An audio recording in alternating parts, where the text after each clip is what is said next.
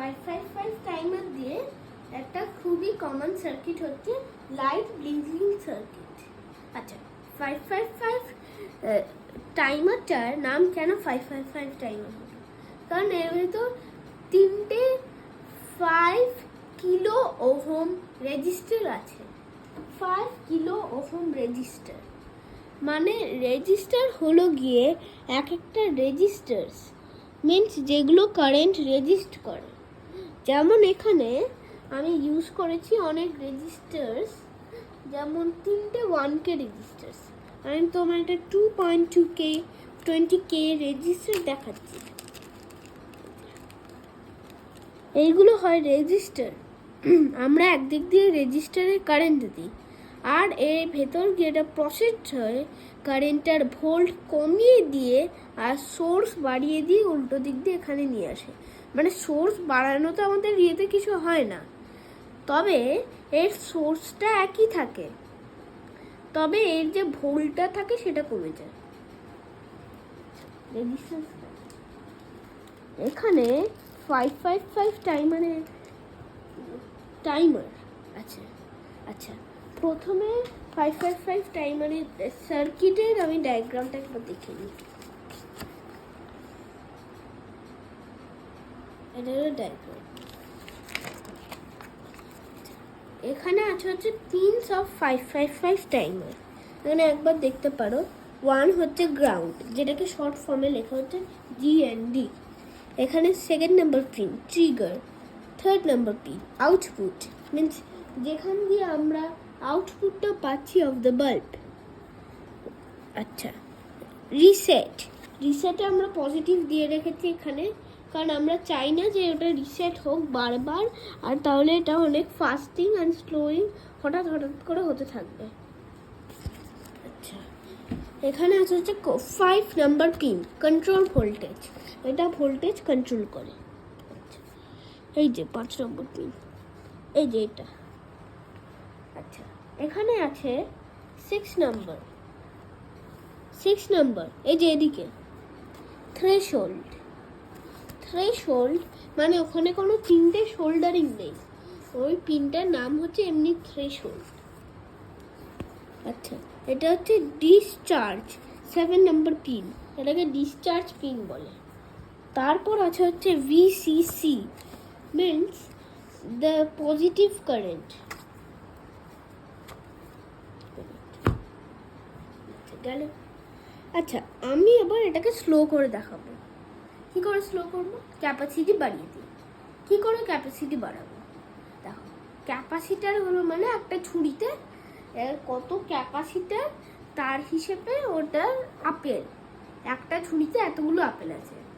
এবার তাই দিয়ে আপেল দিয়ে কারেন্ট যাচ্ছে, গিয়ে ওটা অতটা ক্যাপাসিটি নিচ্ছে ছুরিটা। এবার আমি যদি ছুরিতে আপেল বাড়িয়ে দিই তাহলে বেশি আপেল যাবে, আর এটা যাবে স্লো হয়ে।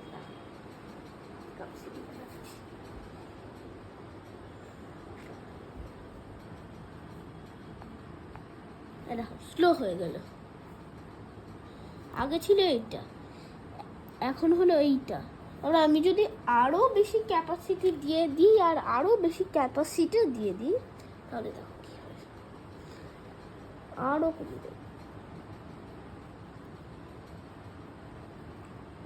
অনেক কমে গেছে। আমি আস্তে আস্তে বাড়াচ্ছি, আর আমি যদি ক্যাপাসিটি তুলে দিলাম তাহলে কিন্তু আর হবে না, এটা পুরো থেমে যাবে। এটা কি হয় যদি আমরা একটা এক্সপেরিমেন্ট করি, ক্যাপাসিটারটাকে তুলে দিই, এর মাঝখানে একটা তার বসিয়ে দিই, তাহলে এটা হওয়ার কথা প্রচন্ড ফাস্ট। তবে দেখি সেটা হয় কিনা।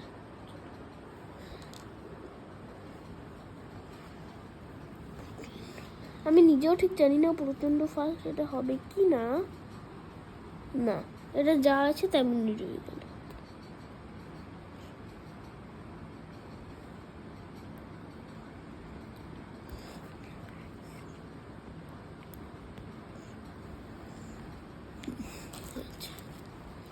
এবার দেখো, এটাও হচ্ছে একটা রেজিস্টার।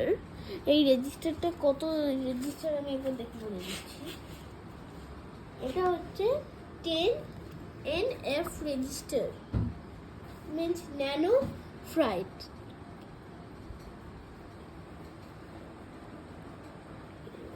বন্ধ করো, মানে ভিডিওটা হবে 10 ন্যানোফ্যারাড। এটাও একটা type of capacitor.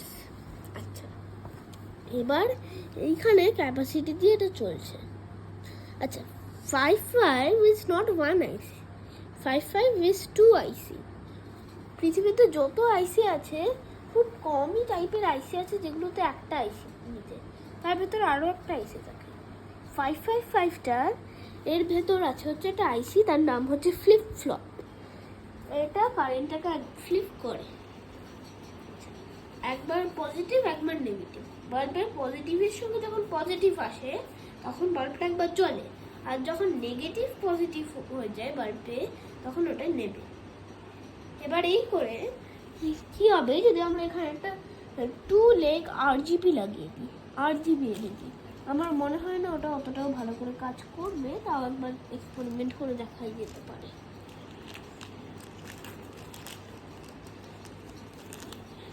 RGB LED। আচ্ছা, আগের থেকে বলে রাখা ভালো যে RGB LED হচ্ছে যেটা এলইডি যেটা রেড গ্রিন ব্লু কালারে জ্বলতে পারে। এবার তার মধ্যেও আবার দুটো টাইপ আছে, একটা হচ্ছে যেটা অটোমেটিক্যালি চেঞ্জার, আর একটা হচ্ছে আমাদের ম্যানুয়াল করতে হয়। এখন আমি অটোমেটিক্যালি চেঞ্জারটা ইউজ করছি। আচ্ছা, আমরা এটাকে তুলে নিলাম, এই জায়গায় আমরা লাগিয়ে দিলাম RGB এলইডিটা কাজ করছে তো বুঝে যাচ্ছে না ওটা অতটাও যে ওটা কালার চেঞ্জ করছে না। এটা বারবার কালার পেয়ে সিগন্যাল পেয়ে এটা কালার চেঞ্জ করছে না। তবে আমরা এখানে ক্যাপাসিটারটা তুলে নিলাম, মানে এটাকে স্থির করে দিলাম, তখন কিন্তু এটা এইভাবে কালার চেঞ্জ করছে। তবে আমরা যেই ক্যাপাসিটারটাকে লাগিয়ে দিলাম তখন দেখো এটা কিন্তু আর কালার চেঞ্জ করছে না, কারণ এটা যখন জ্বলতে থাকে ডাইরেক্টলি তখনই অনলি এই ক্যাপাসিটার এই RGB লাইট পুরো ইয়ে হয়, এটা এখন হচ্ছে না। আচ্ছা, আবার আমরা ন্যাচারাল বাল্ব লাগিয়ে দিই।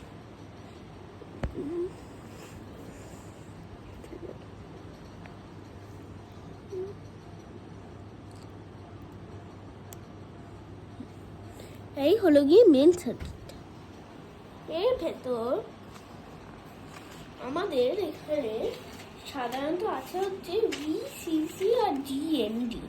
খাতার ভেতরে দেখো VCC আর GND, এই দুটোতেই আমরা সাধারণত কারেন্ট দিই। তবে এটা যেহেতু হচ্ছে অ্যাস্টেবল মোড এই সার্কিটটার, তাই জন্য এটা আনস্টেবল রয়েছে, এর উপর আমাদের কোনো কন্ট্রোল নেই। যেহেতু এটা আনস্টেবল তাই আমাদের এখানে রিসেটেও একটা পজিটিভ দিতে হচ্ছে, যেটা আমরা এমনিতেও চাইলে দিতে পারি। আচ্ছা, কি হয় যদি আমরা রিসেটটাকে মানে 4 নম্বর পিনটাকে পজিটিভ থেকে সরিয়ে নেগেটিভে দিয়ে দিই, একবার করেই দেখা যাক। পজিটিভ থেকে আমরা সরিয়ে দিলাম, কি হলো, বাল্বের কিছু হলো না। যেই দিলাম এটা বাল্বটা নিভে গেল, আবার যেই তুললাম, আচ্ছা দেখো আমরা রিসেটে দিচ্ছি না তাও কিন্তু কিছু হচ্ছে না। আমরা যেই রিসেটটা গ্রাউন্ডে করে দিচ্ছি অমনি বাল্বটা নিভে যাচ্ছে। আমরা এটাকে এখানে রাখবো পজিটিভে, তার মানে রিসেটটা নিয়ে আমাদের বেশি কিছু লাগবে না। আচ্ছা, এইবার ক্যাপাসিটারেরও কিন্তু অনেক টাইপ আছে। আমি যখন তোমাদের ফার্স্টে বলেছিলাম ক্যাপাসিটার, এটাও কিন্তু একটা ক্যাপাসিটার, এটাও কিন্তু একটা ক্যাপাসিটার। ক্যাপাসিটার মানে এই ক্যাপাসিটার মানে হচ্ছে ছোট ক্যাপাসিটার, তবে এইরকমই ফ্ল্যাট ক্যাপাসিটার হতে পারে যেগুলো এর থেকেও বেশি বড়, তবে সেগুলো ছোট না। ক্যাপাসিটারের লেখা থাকে এর উপর একদম মিহি মিহি করে, অথবা সাইডে এইখানে এই যে এটা যেমন 100 ন্যানোফ্যারাড।